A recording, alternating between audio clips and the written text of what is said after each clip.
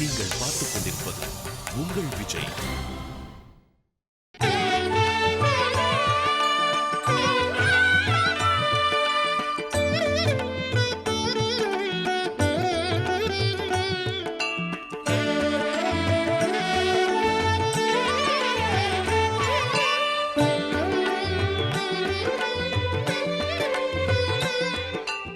கண்ணனாக, வாமனனாக, ராமனாக பல சிறார்கள் தசாவதாரத்தை நம் கண்முன்னே கொண்டு வந்து நிறுத்தினர். இதோ அவர்களுடன் நமது தொகுப்பாளர் கலந்துரையாடுகிறார். இந்த பக்தி திருவிழாவை கண்ணனுடைய திருவிழாவாக நடத்தி கொண்டிருக்கக்கூடிய ஸ்டார் விஜய் டிவி முதல் நாள் நிகழ்ச்சியை மிக சிறப்பாக குழந்தைகளுக்கு முக்கியத்துவம் கொடுத்து நடத்தி கொண்டிருக்கிறது. இது கிருஷ்ண ஜெயந்தி விழா என்பதனால அதன்படி இன்றைக்கு நிறைய குழந்தைகள் தசாவதாரம் வேஷத்தில் வந்திருக்கிறார்கள். அதன்படி இங்கே இருக்கக்கூடிய அந்த 10 குழந்தைகளுக்கும் எது அவர்களுக்கு இந்த வேஷத்தை போட்டுக்கொள்வதற்கான ஆர்வமாக இருந்தது, இந்த அவதாரத்தை தரித்து கொள்வதற்கான ஆர்வமாக இருந்ததுன்றதை நம்ம இப்போ அவங்களோட பேசி தெரிஞ்சுக்கலாம். உன் பேர் என்ன கண்ணா? ஆர் சைலேஷ்குமார். இந்த மாதிரி ஒரு தசாவதாரத்தில் மச்ச அவதாரத்தை எடுத்துக்கணும் அப்படின்னு உனக்கு எப்படி தோணித்து? எனக்கு வந்து மச்ச அவதாரம்னா ஃபர்ஸ்ட் அவதாரம் அப்படின்னு ரொம்ப பிடிக்கும். சரி, இந்த மச்ச அவதாரத்தை பற்றி உனக்கு என்ன தெரியும்? உனக்கு தெரிஞ்சதை நீ சொல்லு. மச்ச அவதாரம் வந்து பகவான் ஸ்ரீ விஷ்ணு எடுத்த முதல் அவதாரம். அவர் எதுக்கு எடுத்தாருன்னா இந்த பிரளய காலத்துக்கு சேஷ்டி கொடுக்கும் பொருட்களை வந்து இந்த காலத்துலேருந்து எடுத்துகிட்டு போகணுன்றதுக்காக தான் அந்த அவதாரம் எடுத்தார். இப்போது தசாவதாரத்தில் வந்து மச்சாவதாரமாக இருந்த அந்த குழந்தையை நம்ம பார்த்தோம். அடுத்தது கூர்மாவதாரமாக இங்கே இருக்கக்கூடிய அந்த குழந்தை கூட நம்ம கொஞ்சம் பேசுவோம். அவன் பேர் என்ன கண்ணா? என் பேர் வி ஸ்ரவணதேசிகன். இந்த கூர்மாவதாரத்தை பற்றி உனக்கு என்ன தெரியும் நீ சொல்லு. கூர்ம அவதாரம் வந்து பெருமாளோட 2வது அவதாரம். அதாவது தேவர்களுக்கும் அசுரர்களுக்கும் பெரிய யுத்தம் வந்துச்சு. அதில் யுத்தர்கள் இந்த கெட்ட தீயவா பக்கம் சுக்கராச்சாரியார்னு ஒரு குரு இருந்தார். அவர்கிட்ட சஞ்சீவி மந்திரம் ஒன்று உள்ளது. அதாவது அசுரர்கள் எந்தெந்த அசுரர்கள் சாவறாங்க செத்து போகிறாங்களோ அவங்களெல்லாம் மறுபடியும் உயிர் கொடுக்க முடியும். இதை பார்த்து தேவர்கள் அசந்துட்டார்கள். உடனே பெருமாள் கிட்ட போய், பெருமாளே நாங்கள் என்ன பண்ணுறதுன்னு கேட்டார். அப்போது பெருமாள் சொன்னார், அவர்கிட்ட சஞ்சீவி தானே இருக்கு, நம்ம பார்க்கடலேருந்து அமிர்தத்தை எடுக்கலாம்னு. அமிர்தம் எடுக்கிறதுக்கு பார்க்கடல் ரொம்ப பெருசு. அதை எடுக்கிறதுக்கு மந்திர மலையை நடுவில் வச்சு வாசுகிங்கிற பாம்பை வச்சு இழுக்க ஆரம்பித்தாங்க. ஆனால் தேவர்களுக்கு அவ்வளோ சக்தி இல்லை. அதான் அசுரர்களையும் சேர்த்துட்டார்கள். அசுரர்கள் சும்மா விடுவார்களா? அவங்களும் பங்கு வேண்டும் என்று கேட்டார்கள். உடனே பெருமாள் சொன்னார், பங்கு கொடுக்குறேன்னு சொல்லுங்க, ஆனால் நம்ம அப்புறம் அவங்களே ஏமாத்திடலான்னு. உடனே இவங்களும் இழுத்ததுக்கப்புறம் அமிர்தம் வந்தது. உடனே இந்த அசுரர்கள் என்ன பண்ணார்கள், எல்லா அமிர்தத்தையும் தூக்கின்னு போயிட்டார்கள். உடனே பெருமாள் நினச்சார், எல்லாம் தேவர்கள் எல்லாம் பெருமாள் கிட்ட போனார், அச்சோ என்ன பண்ணணும்னு. உடனே பெருமாள் வந்து மோகினி அவதாரம் எடுத்து போய் மறுபடியும் அமிர்தத்தை கொண்டு வந்தார். நாம் ஏற்கனவே 2 அவதாரம் பார்த்தோம். இப்போ வந்து வராக அவதாரமாக வந்திருக்கக்கூடிய இந்த பையனை நம்ம பார்ப்போம். இந்த அவதாரம் பற்றி உனக்கு என்னென்ன குறிப்புகள் தெரியுமா? கிரண்யாட்சன் என்பவர் என்ன பண்ணார்னா, நம்ம பூமி தாயை வந்து 7 கடல் தாண்டி பரலோகத்தில் வந்து அடைச்சி வச்சார். இது தேவர்களால் நம்மளால் போக முடியாது. அதனால் பெருமாள் என்ன பண்ணார்னா, வராக அவதாரம் எடுத்து இந்த கிரண்யாட்சனை கொன்று இந்த பூமியை காப்பாற்றினார். மத்ஸ்ய கூர்ம வராக என்ற 3 அவதாரங்களை பார்த்தோம். இப்போ எல்லாருக்குமே மனசில் ரொம்ப ஆழமாக படிஞ்சிருக்கக்கூடிய நரசிம்ம அவதாரத்தை நம்ம இப்போ சந்திக்க போகிறோம். கண்ணா, உன் பேர் என்னம்மா? சஷாங்க். நரசிம்ம அவதாரத்தினுடைய முழு தகவல்களும் உனக்கு தெரியுமாப்பா? அதாவது நரசிம்ம அவதாரம் அப்படின்றது ஒரு தூணிலிருந்து வந்தவர். அதாவது தூணில் என்ன, எப்படி தூணை பிளந்து கொண்டு வந்தவர், பக்தனுக்கு குரல் கொடுத்தவர். யாருக்காக அந்த மாதிரி அவர் வந்தார் அப்படின்னு உன்னால சொல்ல முடியுமா? பிரகலாதன் ஹிரண்யகசிபுவை வதம் செய்ய. அதாவது பிரகலாதன்றது ஹிரண்யகசிபுவின் பையன். என்னன்னா, ஹிரண்யகசிபு வந்து அசுர குலத்தில் இருந்தாலும் அவனுக்கு வந்து ஆசுரி சம்பத்துன்னு உண்டு. ஆசுரி சம்பத், தெய்வீ சம்பத்னு 2 இருக்கு. அதாவது ஆசுரி சம்பத்னா a person with the qualities of a demon. தெய்வீ சம்பத்னா person with the qualities of a god. One such person is Hiranyakashipu, Asuri Sampath. And one such with Devi Sampath is Prahlad. How contrary is the father and son? Mostly father and son தான் காமனாக இருப்பா. பிரஹ்லாதனை வந்து நாராயணன் ஜபிக்கிறான் அப்படின்றதுனால Narayana is a sworn enemy of Asura.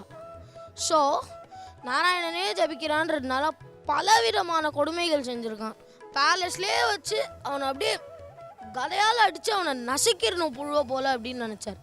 அப்பா கடவுள் எங்கேயும் இருக்கார், உனக்கு தெரியாது அப்படின்றார். எங்கே இருப்பானடா உன் கடவுள் அப்படின்னு கேட்குறார். தூணிலும் இருப்பான் துரும்பிலும் இருப்பான் அப்படின்னு. எங்கே இத்தூணில் இருப்பானா அப்படின்னு, பிளத்து பாருங்கள் உங்களுக்கே தெரியும் அப்படின்ற. தூணை அடிக்கிற நல்ல கதையை வச்சு டம்முன்னு ஒரு அடி, தூணை பிளந்துட்டு அப்படியே வரார் நரசிம்மர். வந்து அவனோட வயிற்றை கிழிச்சு குடலை உருவி மாலையாக போட்டுட்டு வீட்டு வாசப்படியில் உட்காந்து அவனை சாயந்தர வேலையில் வதைக்கிறார். இந்த நரசிம்ம அவதாரத்தை நீ சூஸ் பண்ணி போட்டுக்கிச்சு, இந்த அவதாரத்தில் நீ இருக்கும்போது நீ எப்படி ஃபீல் பண்ணுற? I feel blessed. பார்க்கச்சேவே ஒரு வாமன அவதாரமாகவே அந்த பையன் காட்சி தருகிறான். உன் பேர் என்ன கண்ணா? யதீந்திர பிரவணன். வாமன அவதாரத்தை பற்றி என்ன தெரியும்? வாமனர் வந்து பிரகலாதனுடைய பேரனான கெட்ட குணமுடைய மகாபலியை வந்து அவனை அடக்கிறதுக்காக வந்து அவதரித்த அவதாரம். மாவலி மூவடி மண் தா என்று கேட்டதுனால அவன் வந்து தந்தான். ஒரு அடியை வந்து அவர் வந்து திரிவிக்ரமனை வளர்ந்துட்டு ஒரு அடியால் மேலுலகங்களையெல்லாம் அளந்துட்டார், இன்னொரு அடியால் கீழுலகங்களையெல்லாம் அளந்துட்டார். மூணாவது அடியை எங்கே அளக்கிறதுன்னு அவன்கிட்ட கேட்டோடனே அவன் வந்து சிரசை வந்து என் தலைமையில் வைங்கன்னு சொன்னதுனால அவன் தலைமையில் வச்சு அவனை பாதாள லோகத்துக்கு அமிச்சு நீ அங்கேயே ஆட்சி பண்ணு அப்படின்னு சொன்னான். இந்த பரசுராமர் அப்படின்ற இந்த அலங்காரத்தை பண்ணிக்கும் பொழுது, இந்த அவதாரமாக நீ இன்னைக்கு வரணும்னு நினைக்கும் போது என்ன தெரிஞ்சுட்டு அந்த கதையை பற்றி, இந்த அவதாரத்தில் இருக்கும்போது உனக்கு என்ன ஃபீலிங் இருக்குது? பரசுராமர் வந்து நேர்மையற்ற க்ஷத்திரியர்களெல்லாம் கொன்னார். அவர் வந்து இது மாதிரி நேர்மைக்காக போராடினவர். அதனால் அவரோட கேரக்டரில் இருக்கிறதுக்கு நான் பெருமைப்படுறேன். உன் பேர் என்னம்மா? ஸ்ரவணன். இந்த அவதாரம் பற்றி உனக்கு என்னம்மா தெரியும்? ராமர் வந்து சரணாகதி அதையே வழிபட்டார். அவர்கிட்ட சரணடைந்தவங்க யாரையும் அவர் அதாவது எதுவும் செய்ய மாட்டார், அவங்களுக்காகவே வாழ்வார். அவர் வந்து ஒரு நல்ல மனிதர், ஒரு தனி மனிதன் எப்படி இருக்கணுங்கிறதுக்காக ஒரு நல்ல ரோல் மாடலாக இருந்தார். அவர் வந்து இந்த அவதாரம் எடுத்ததில் ராவணன்கிற கொடிய அசுரனை வதம் பண்ணார்.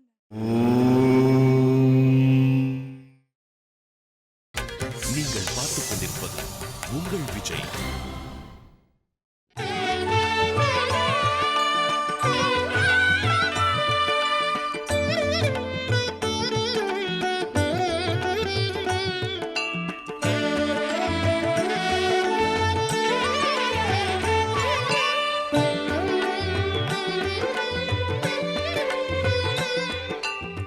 பலராமன் உண்மையான பேர் என்ன? ஆதித்யா. சரி, பலராமர் பற்றி உனக்கு என்ன தெரியும்?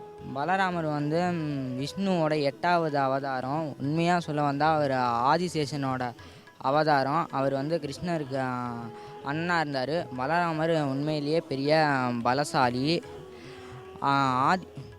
ஆதிசேஷன் வந்து விஷ்ணு கிட்ட சொல்லியிருக்கார், இந்த மாதிரி நீ உலகத்தில் என்ன அவதாரம் எடுக்கிறியோ நானும் அவதாரம் எடுத்து உனக்கு அண்ணன் தம்பியாக வந்து பிறந்து உனக்கு நான் உதவி செய்வேன்னு சொல்லியிருக்கிறேன்.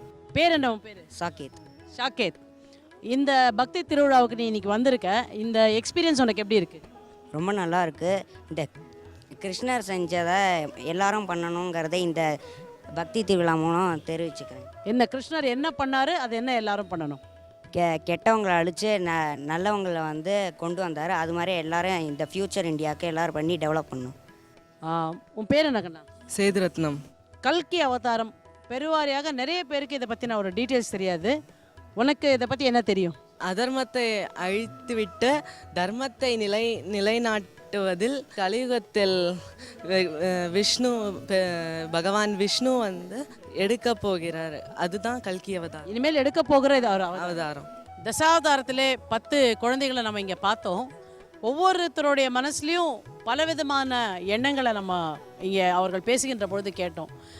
ஆனால் பெருவாரியாக இந்த குழந்தைகிட்டலாம் பேசும்போது நமக்கு ரொம்ப மகிழ்ச்சி அளிக்கக்கூடிய விஷயம் என்னன்னாக்க, இந்த மாதிரியாக இருக்கக்கூடிய இந்த தசாவதார கதைகளை பற்றி அவங்க எல்லாருக்குமே அவங்க வீட்டில் பேசுகிறதுக்கும் அவங்க பள்ளிக்கூடத்தில் பேசுகிறதுக்குமான மிகப்பெரிய களம் அவங்களுக்கு ஏற்பட்டிருக்கு.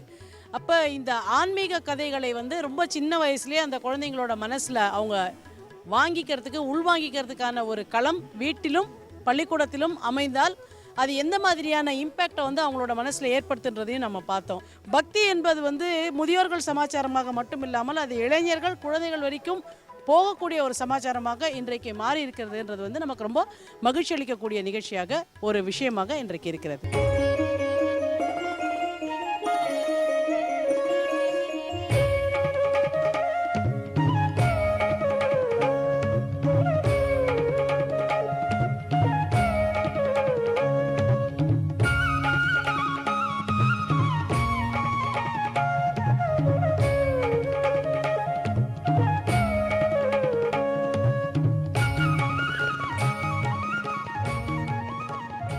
மறுநாள் நடந்த எண்ணெய் காப்பு உற்சவத்திலும் நமது தொகுப்பாளர்கள் விழாவை பற்றி விசாரிக்க கலந்து கொண்டனர்.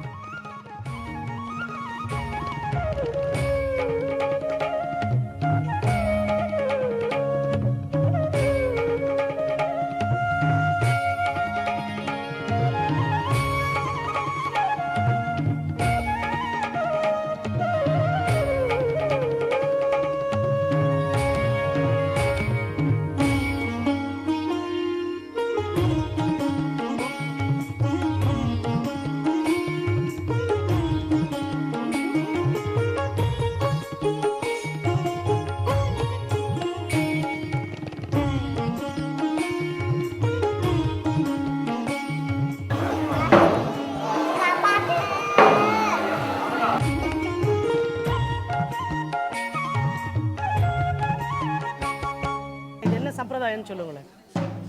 பெருமாள் கிருஷ்ணர் பிறந்து அடுத்த நாள் உரியடின்னு ஒரு உற்சவம் நடக்கும். இந்த உரியடிக்கு பெருமாள் வந்து அந்த பெருமாள் கிருஷ்ணனோட லீலைகள் விளையாட்டை இந்த உரியடின்னு கொண்டாடுறார். அது உரியடின்னு பெருமாள் எண்ணெய் அலங்காரம் உண்டு. பெருமாள் பிறந்த உடனே எண்ணெய் தேய்ச்சி எல்லாரும் குளிக்கிறது சம்பிரதாயத்தினால இந்த எண்ணெய் அலங்காரம் உண்டு. எல்லாருக்கும் இந்த எண்ணெய் கொடுப்பா. பெருமாள் பிறந்து எல்லாரும் எண்ணெய் தேய்ச்சி குளிக்கணும் அப்படின்னு. ஏதாவது ஒரு விடிவு மூச்சு ஆச்சுன்னா எண்ணெய் தேய்ச்சி குளிக்கணும் அப்படின்னு சொல்லி சம்பிரதாயம். அதனால் இந்த எண்ணெய் தேய்ச்சி குளிச்சோன்னா நம்மளை பிடிச்ச பீடிகள் எல்லாம் போகணும் ஒரு இது. பெருமாள் கிருஷ்ணர் பிறந்துட்டால் எல்லாரும் சந்தோஷமாக கொண்டாடணும்னு சொல்லிட்டு இந்த எண்ணெய் அலங்காரம். எல்லா ராத்துலேருந்து இந்த எண்ணெய் கொடுப்பா. எல்லாம் கொடுப்பா. எல்லாத்துக்கும் பிரசாதம் வரணும்னு சொல்லிட்டு எல்லாம் எண்ணெயை கொடுத்து எல்லாரும் எண்ணெயை வாங்கிப்பா. இந்த உற்சவம் எத்தனை வருஷமாக நடந்துருக்கு? இது தொண்டு நடந்துருக்கு.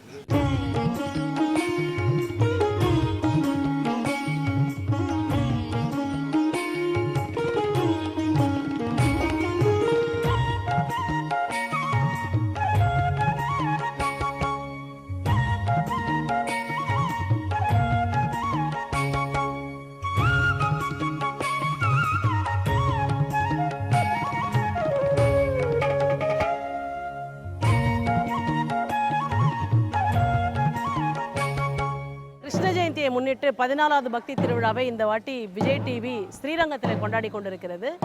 இது 2வது முறையாக ஸ்ரீரங்கத்திலே விஜய் டிவி இந்த விழாவை இங்கே கொண்டாடி கொண்டிருக்கிறது. இது கிருஷ்ண ஜெயந்தியை ஒட்டி வரக்கூடிய பக்தி திருவிழா என்பதனால 5 நாட்களுமே கிருஷ்ணர் சம்பந்தமான தலைப்புகளிலேயே எல்லா உபன்யாசகர்களும் எல்லா சங்கீத வித்வான்களும் ஹரிகதை பேசுபவர்களும் எல்லோருமே கிருஷ்ணரை பற்றி தான் இங்கே பேசுகிறார்கள். இன்றைக்கு ஒரு முக்கியமான உற்சவம் இங்கே நடக்கிறது. அதாவது சாயங்காலம் இங்கே உரியடி நடக்கிறதா இருக்குது. அதற்கு முன்னாடி காலையில் சுவாமியோடைய புறப்பாடு. அந்த புறப்பாடை ஒட்டி எல்லா வீட்டிலேருந்தும் எண்ணெய் கொடுக்குறாங்க. சுஜி, உங்களோட எக்ஸ்பீரியன்ஸ் சொல்லுங்கள். அந்த எண்ணெய் கொடுக்கறது பார்க்கும்பொழுதே ரொம்ப அழகாக இருக்குது. அத்தனை பேரும் வந்து அவங்கவுங்க வீட்டிலேருந்து வந்து எண்ணெயை சுவாமிக்கு கொடுக்கறதும் அதே சுவாமி நிவேதனமாக ஏற்றிண்டு எல்லாருக்கும் அதை பிரசாதமாக திருப்பி கொடுக்குறார். சுவாமி எதுக்காக பிறந்தார்? அவருடைய திரு அவதாரமே அதர்மத்தை அழித்து தர்மத்தை நிலைநாட்டுவதற்காக, இருளை அழிப்பதற்காக. அப்போ இருளுங்கிறது அழிஞ்சு போச்சுன்னா அது விடிவு மோட்சம் இல்லையா? ஒரு விடிவு மோட்சம் நமக்கு கிடைக்கணும் அப்படின்னா உடனே எண்ணெய் தேய்ச்சி குளிக்கணும் அப்படின்னு சொல்லுவாங்க. அதனால சுவாமி கொடுக்குற அந்த எண்ணெயை எல்லாரும் தலையில் வச்சு ஸ்நானம் பண்ணினா அவங்களுக்கு பிடிச்ச பிணிகள் தோஷங்கள் எல்லாம் அவங்கள விட்டு நீங்கி ரொம்ப நல்ல ஒரு வாழ்வு அவங்களுக்கு கிடைக்கும். பார்த்தீங்களா, எப்பவுமே நம்மளுடைய கோயில் திருவிழாக்கள் என்பது வந்து அது கோயில் மட்டும் இல்லை, அது அந்த ஊர் சம்மந்தப்பட்ட விஷயமாகவும் அந்த ஊரில் இருக்க எல்லா மக்களோட வீட்டில் நடக்கிற ஒரு திருவிழாவாகவுமே அதை கொண்டாடி நமக்கு ஒரு பழக்கம். அப்படி இந்த 4 வீதியிலையும் நம்ம இந்த புறப்பாடு போது சுற்றி வந்தபோது எல்லார் வீட்டு வாசல்லையுமே இதுக்காகவே அவங்க காத்திருந்து தண்ணி தெளித்து கோலம் போட்டு, இதில் ரொம்ப விசேஷம் என்னென்னா ஒரு வீட்டு வாசலில் கோலம் போடும்போதும் அந்த யானை முதற்கொண்டு காத்திருந்து அந்த கோலத்தை அதை ஏற்றுண்டு அதுக்கப்புறம் அது அந்த யானை மேற்கொண்டு அந்த ப்ரொசெஷன் நடக்கிறது.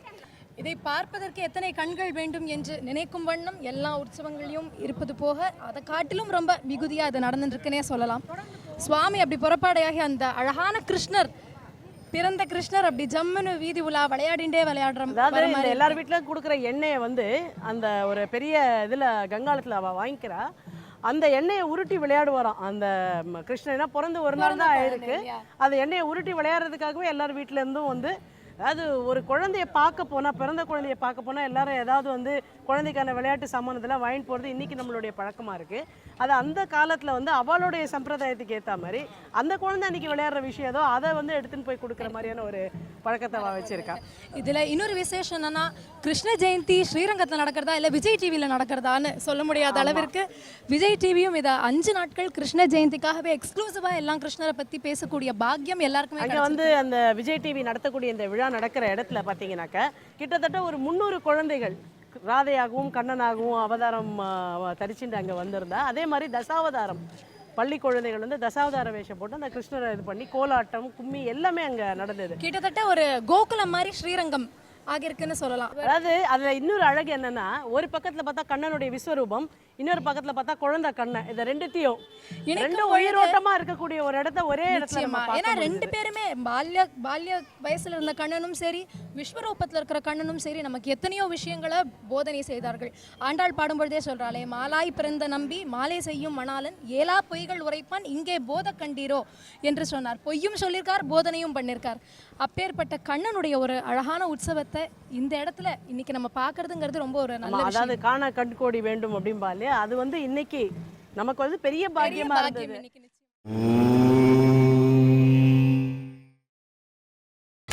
நீங்கள் பார்த்துக் கொண்டிருப்பது உங்கள் விஜய்.